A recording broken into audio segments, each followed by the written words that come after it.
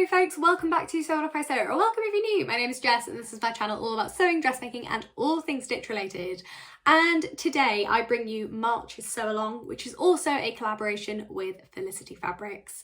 As lots of you will know, Felicity Fabrics is a wonderful mother-daughter run fabric shop in Yorkshire, and they have an amazing guest blogger programme. Now they have been running this for ages and they do a blogger a month from March through to December, and you apply to be part of it. It's really exciting, and this year they expanded it to bloggers and vloggers. So I applied because I do love a sew along vlog, and as much as I like writing guest blogs, I feel much more comfortable here just chatting away to you guys. It's quite fun.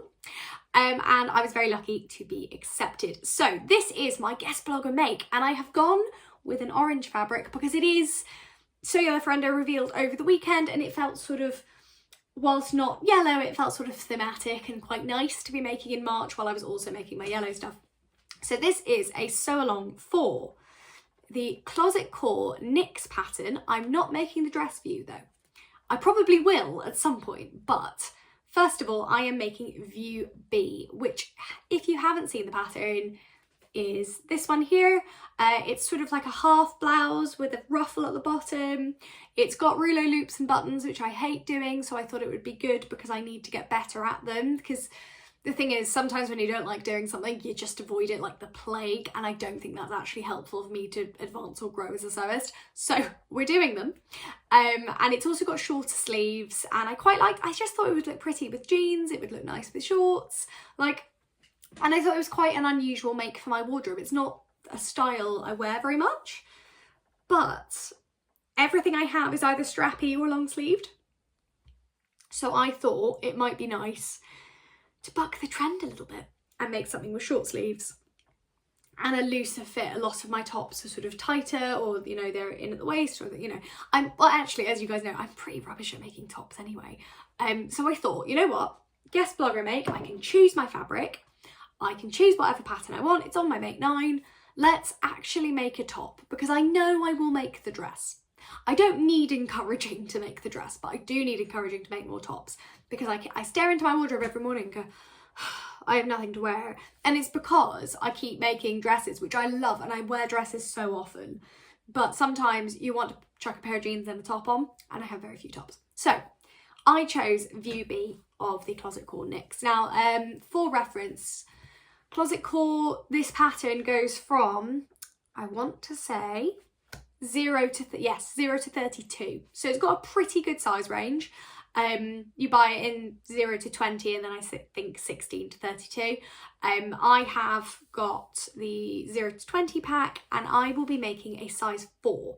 So that is a 33 full bust, a 31 high bust, a 26-inch waist, and a 35-inch hip. Not that it really matters, but I suppose for the fit and flare element it does. But the finished garment measurements are a 46.7-inch bust and 46-inch waist. So there is a lot of ease in this pattern. That's the first thing. So I chose a size based on, I chose a high bust waist and hip that are me, because I am a 31 high bust. I didn't choose it based on my full bust measurement because there's so much ease. I didn't think there was point. I thought it was more important it fits my shoulders and my waist and things better. So I'm really quite excited about this. It is a pattern I've heard a lot about, and I'm trying to close my ears a little bit so that I can have an experience. I don't want my experience to be coloured by other people's either frustrations or joys with the pattern. I really want to explore this for myself, and I am really excited to be doing so. Now, on to the very exciting bit, which is my fabric choice. So I have been gifted this beautiful fabric. I chose it. It's 100% cotton. It is a double gauze mixed with a broderie anglaise. So it's got the design and detailing that a broderie has, but it is more of a double gauze fabric. It's very light, it's quite fun, it's quite structured actually, but very lightweight, and I thought it'd be gorgeous for the summer and would look really pretty with the sort of shirt detailing. I have some orange buttons I'll be using as well for down the front, which are somewhere in here. I will show you them when we get to the button stage. I am surrounded by stuff, and the thing is, once this is cut out, I will have more room and I can find them, but I bought them today, so I know I have them. And they also gave me matching thread for this, which is in here, hold on. Got my nice little project bag. So if anyone else is using this fabric, then I have been given this Mettler thread, which actually I've never used Mettler thread, which is exciting. And it's number 100. So this is, if you're not familiar with the Mettler thread, it looks exactly like Gutermann, just a slightly different sort of size. And I'm quite excited to use it actually, because thread's one of those things I never use anything different on at all. It's just, you know, it's thread, isn't it? So I'm quite excited to see if I feel a difference.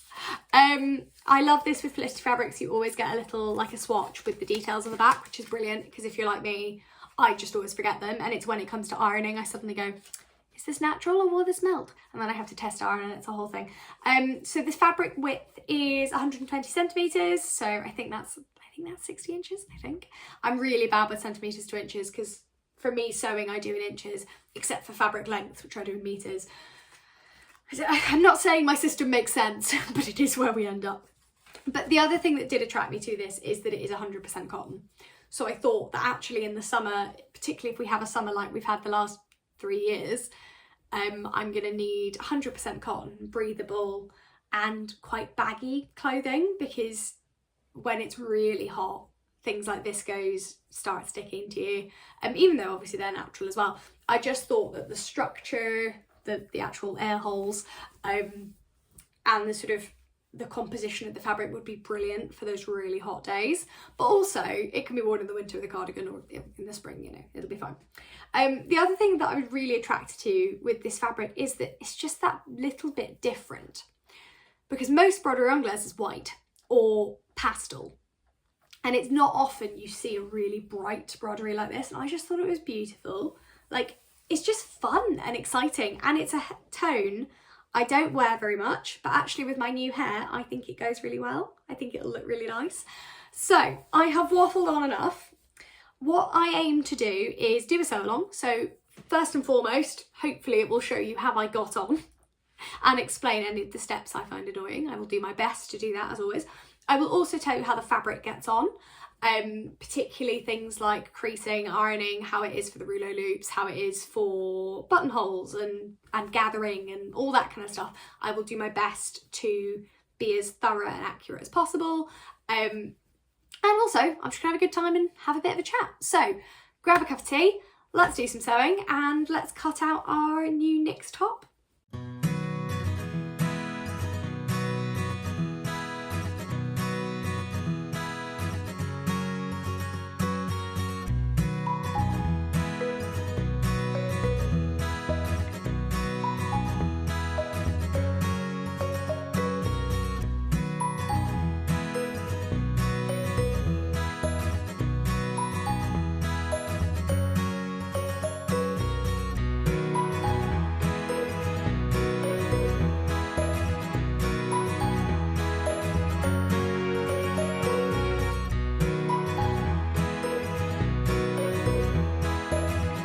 Hello folks, so I have just finished work and now it is on to some sewing. So I have my pattern pieces in here, and my first step is to stay stitch the edges of the bodice so there's no stretching.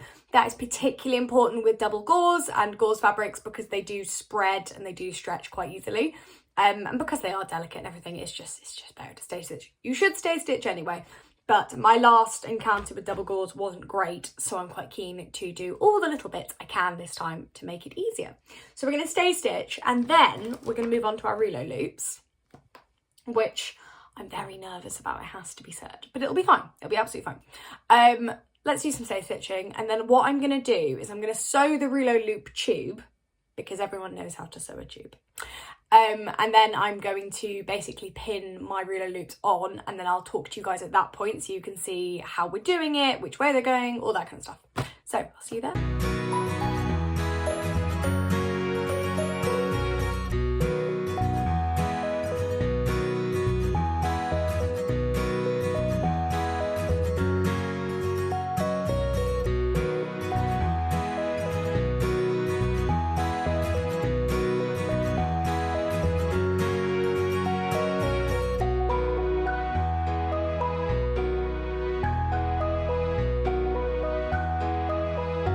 Okay, 7 or 8 years later, we have our loop. Now, I'm going to say two things. Firstly,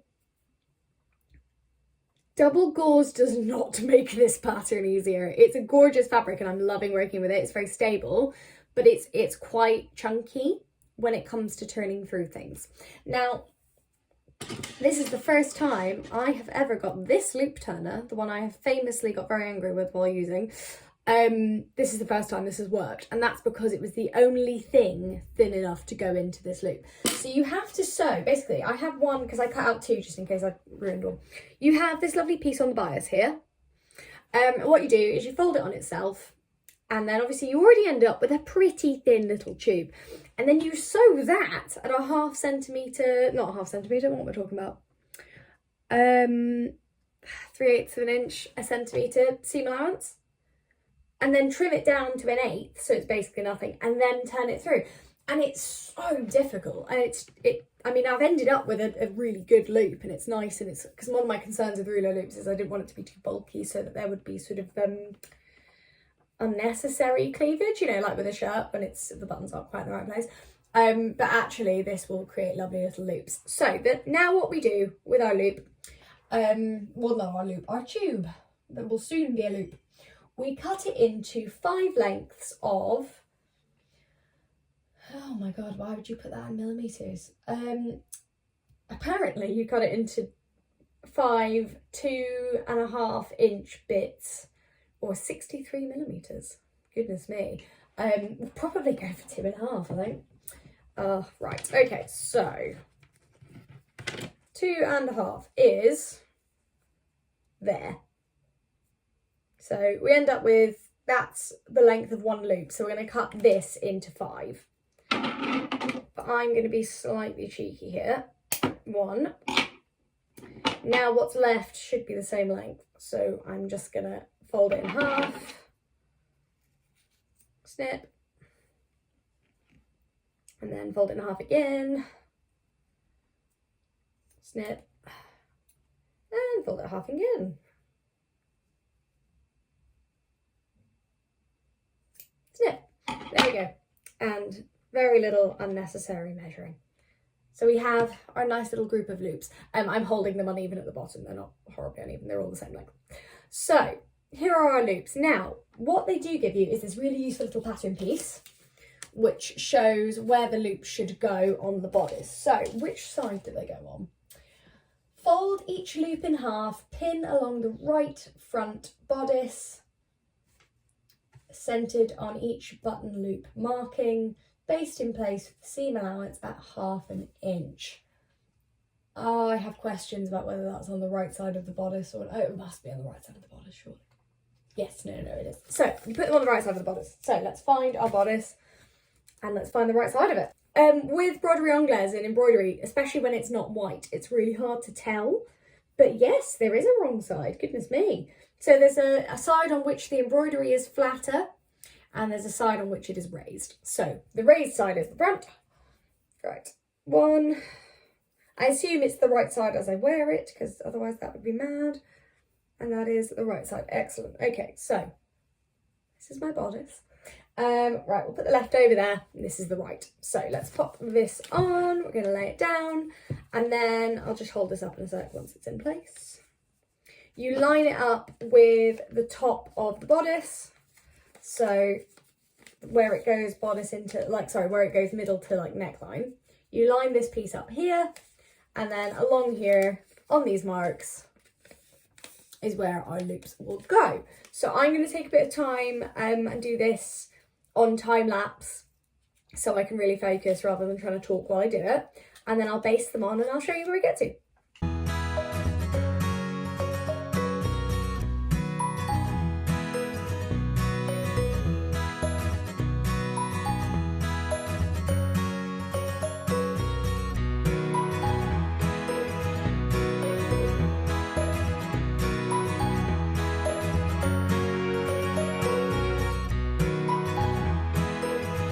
Okay, so I'm going to stop in a minute so I can go and do dinner stuff. But here we are with our rouleau loops.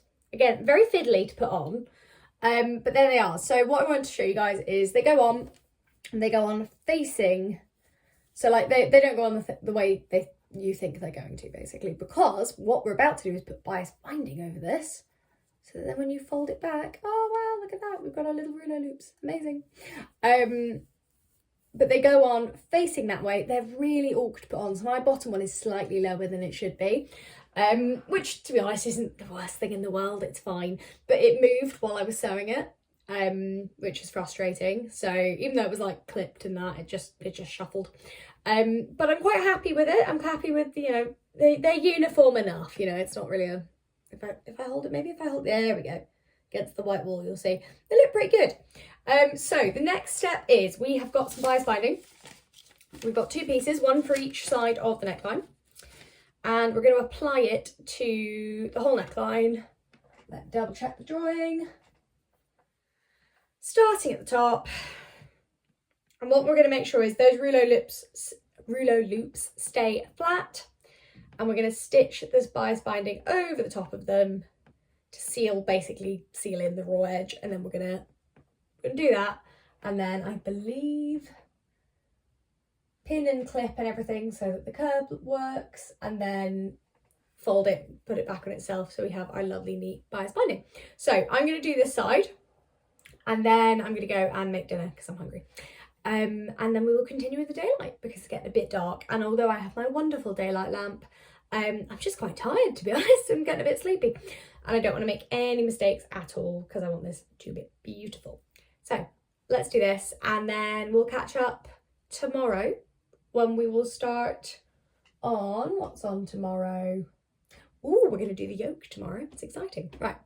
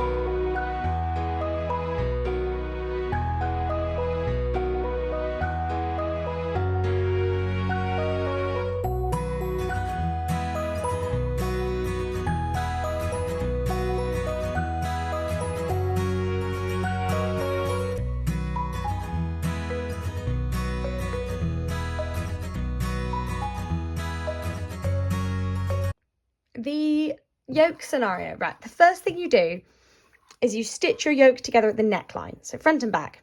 This is stitched together, but you leave these flappy bits, shoulders open, and then you sandwich your bodice between it. So my bodice is in there.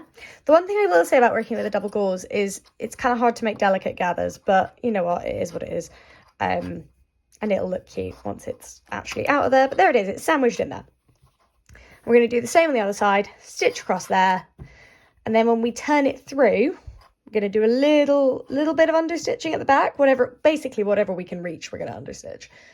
And then it should work. It should actually be quite simple. I think the instructions make it seem harder than it actually is. It's really not.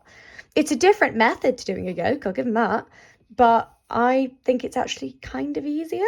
So we'll see how we go, but I'm quite impressed. I think they've done it like this because there's no collar.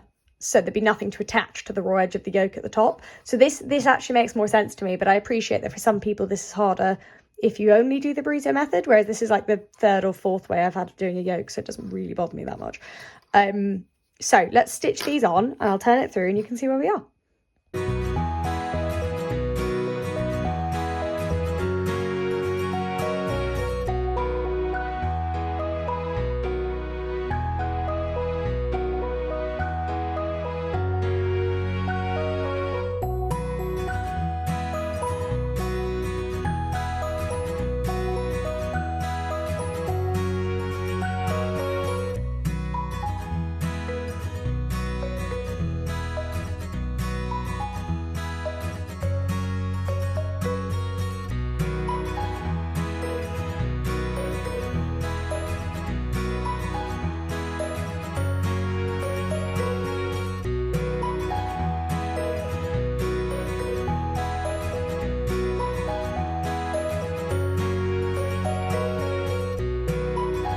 Okay, so a little check-in with the light on because it's getting a bit dark in here. We have attached, so the back piece, all you do is gather it along the top, and then you fit it into the yoke. Now you have to sew it to the outside yoke, so it's right side to right side technically when you do it together. But if I flip this over, you'll see on the inside, our inner yoke is still free. So now the burrito method comes into play. So what we're going to do is flip it back on itself, make sure this yoke is up here, and these guys for the sleeves / bodice are out of the way. Then we're going to roll this up onto itself. Very messily. I'll do this neatly in a second because I'm doing it with one hand. My tripod has decided to break today, which is brilliant. And then we're going to fold this back onto here and stitch along this line again, and then we'll just pull it out, and hey presto, there we go. So let me wrap this up properly, stitch it, and then I'll pull it out on camera so you guys can see what that process looks like.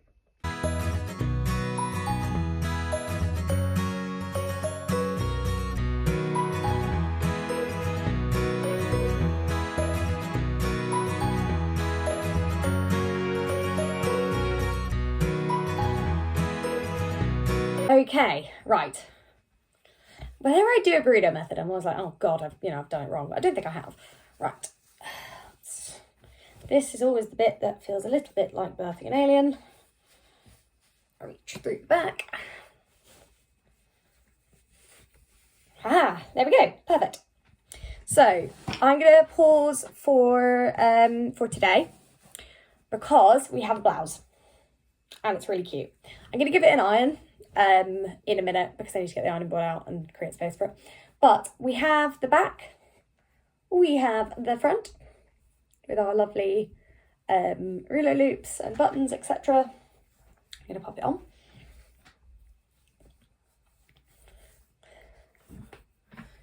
And there we go. So it's going to be quite boxy a silhouette already, I can tell that.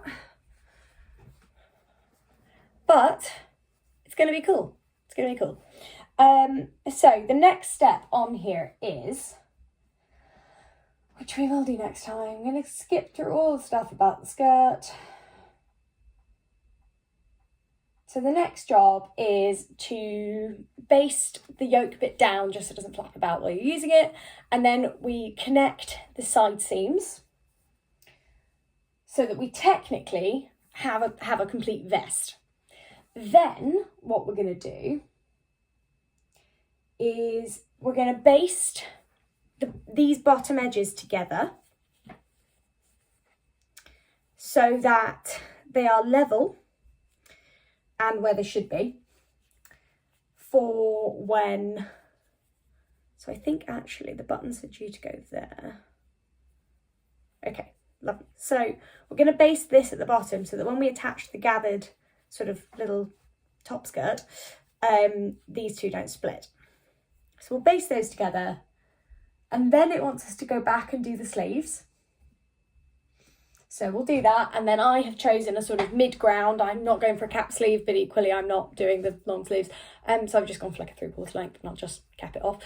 So it wants us to go back and insert the sleeves with a bit of a gather at the sleeve head, and then our final step. Ignore all of that. That's for the. I have to say, the order of the instructions is really weird. It's really like, I feel like we're jumping about all over the place. It would make much more sense to baste this together and then go on from there to either attach the skirt if it's the dress or attach the little sort of, I don't want to say peplum, but sort of top skirt. To do that and then come back to the sleeves. I don't know why we're doing side seams basting this. And like, I get side seams before sleeves, fair enough. Like, if that's how you do them, fine. But it feels weird to ask us to baste this and then go, and just go do something else for a minute. Like, I think I'm going to baste this. So ignore the instructions. What I'm going to do next is do my side seams. I'm going to baste this at the bottom to make sure it looks really uneven on me right now, but that's because I'm wearing a sweatshirt. Baste this at the bottom, side seams. And then I'm going to put my little top skirt on, which involves 2 big skirt-like pieces. We're going to gather the living daylights out of them and just pop them on as a little skirt, and then we'll do the sleeves last because I don't like it when instructions are in weird orders for no reason. Like, thematically, it's annoying. So we will do that next, and then we will put our sleeves on last.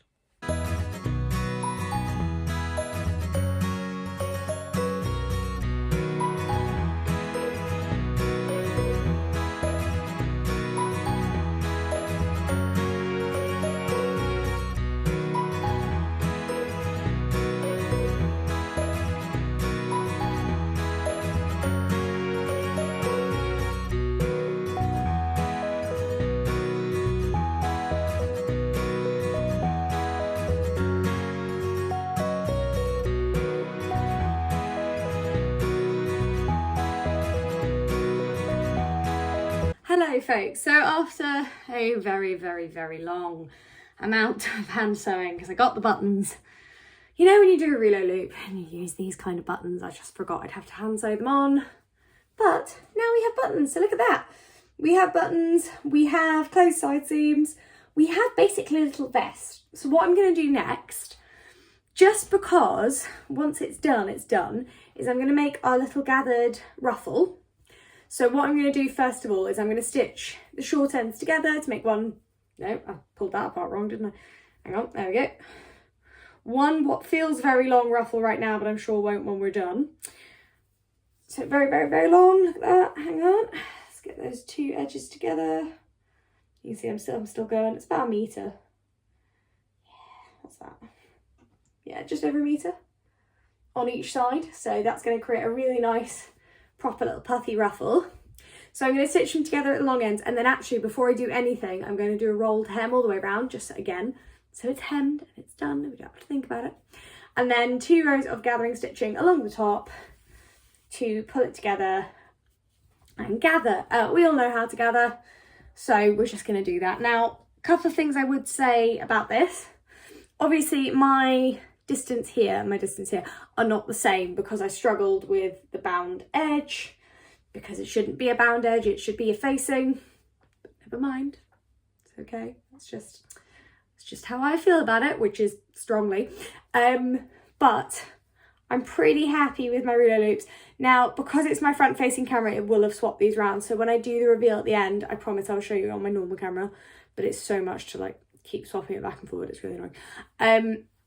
So I have my loops on, and they are proper buttons, so although they probably, because it's so big, they probably won't get used as buttons, but they are proper loops and buttons. It's my first time doing rouleau loops with proper buttons, so I am quite excited. It is going well. So let's do some gathering and get our little skirt on, and then it's just our sleeves. And because I'm doing short sleeves, all we have to do is gather the sleeve head, so you get a little bit of a puff, and then sleeves together, insert it, and hem these, and we're done. So what I'm actually going to do is when I hem this with my rolled hem foot, I'm going to do this at the same time, because again, then they're pretty much done. I'll undo a tiny bit and re-rolled hem it over the actual like seam join, but I would rather have it done while the rolled hem foot is out. That's just, you know, let's be pragmatic about this and do the things we have time for. So rolled hems, gathering, little skirt onto top. I'll show you when we get there what it looks like, and then we'll gather some sleeves, put them in, and I'll be able to show you the finished product, which is really exciting.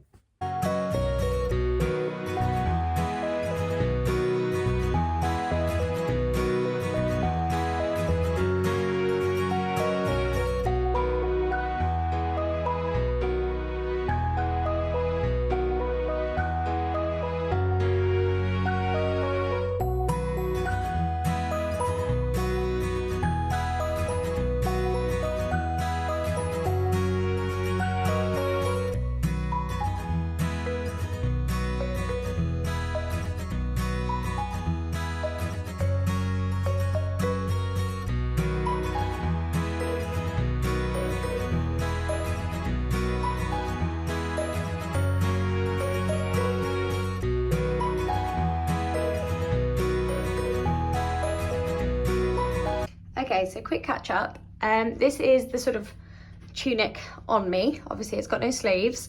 The first thing I'd say is obviously it is very boxy, it is very big, which I don't necessarily mind up here. It's quite comfortable in the bust and like good amount of movement through the shoulders. I quite like the fit at the back.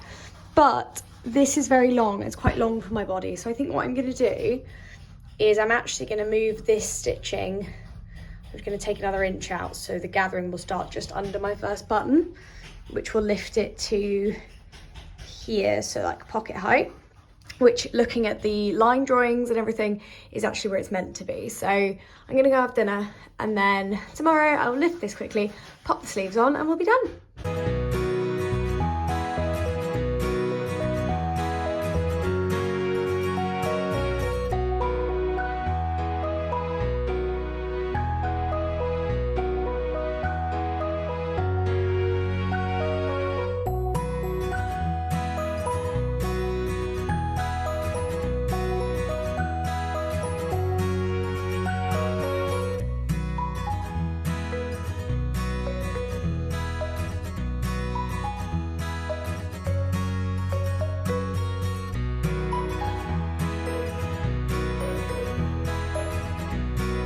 So folks, here we are, that's us done. The first thing I'm going to say is the silhouette is a lot bigger than anything else I've ever had from Closet Core. It's kind of huge. Like I'm sort of in here somewhere. So I could take some out the side seams, but actually I'm gonna leave it for a bit, as I always do, and kind of get accustomed to it. So I've taken another inch or so out of the waist to bring it up, so that is now actually sitting at my waist, which is quite nice. I made the size 4, which is the size I'd normally make in Closet Core, and it is my measurements, but it's just the tunic is it's very tunicky, but with skinny jeans it sort of looks all right. It's immensely comfortable, it has to be said, and I love the colour. Actually, I'm really liking the colour. It's very different to anything else I have. And I think one of the most important things about that is that whenever I make anything that's very different to my normal wardrobe, I just need a little bit of time to get used to it, just a little bit. And then we'll see, some might come out of here, because even looking at the, I don't know, it's a boxy silhouette though, because this is the right size, like the sleeves are right. So it is just, it's a boxy silhouette. But I really like it. I adore this fabric. Like, look how beautiful it is. It's so floaty, and I'm not just saying that because I was gifted it. It has been such a dream to work with. Clips only, because pins just fall out of anything broderie anglaise related, because there's just too many other holes. But actually the gauze made this really nice. Like, it's just that little bit thicker. It's very soft. It's very comfortable. And I'm super excited to wear it. Plus, I've never really done rouleau loops and buttons before. So it's something I was quite nervous about. So actually, I really enjoyed this. It was a fun technical sew, and that's nice, because I don't know, I really have to have enough brain power to technical sew. So this was actually quite a nice thing to sew, in that it's small, so it wasn't overly time consuming, but that meant I really took the time to do it properly, which is really nice. So I really like it. I'm a big fan. As I say, I think I might film a reel of how I style it, but I am loving it. I'm really enjoying it. As for the pattern itself, if you're making the tunic, I don't know what I would do, because you still need to, I pick whatever size you think you need to for the bodice and the sleeves, but the ruffle is very long, is what I would say, like on my body. And you could probably shorten it a bit so that it's not quite so puffy. But I really enjoyed it, and also obviously I took some out of here as well. Other things about the instructions, I don't know why this is bias bound. It should be a facing. I will say that until I am blue in the face, because it just doesn't, I don't know, it just makes it oddly bulky, and either that or the instructions aren't great. But I would have preferred a facing for this. But otherwise, big fan. First orange garm in my wardrobe, and I'm loving it. So all that remains for me to say is thank you so much for watching, guys. If you enjoyed my sew along, please do give it a like. Maybe share with any of your pals looking to make the next dress. And remember to subscribe if you want to hear more from me. And a massive thank you once again to the team at Felicity Fabrics for making me March's guest blogger. I've had so much fun. I'm in love with my fabric. And do remember, if you fancy making anything out of this fabric, you can go and get it from Felicity Fabrics. So until then, thank you so much for watching, guys, and I'll see you next time.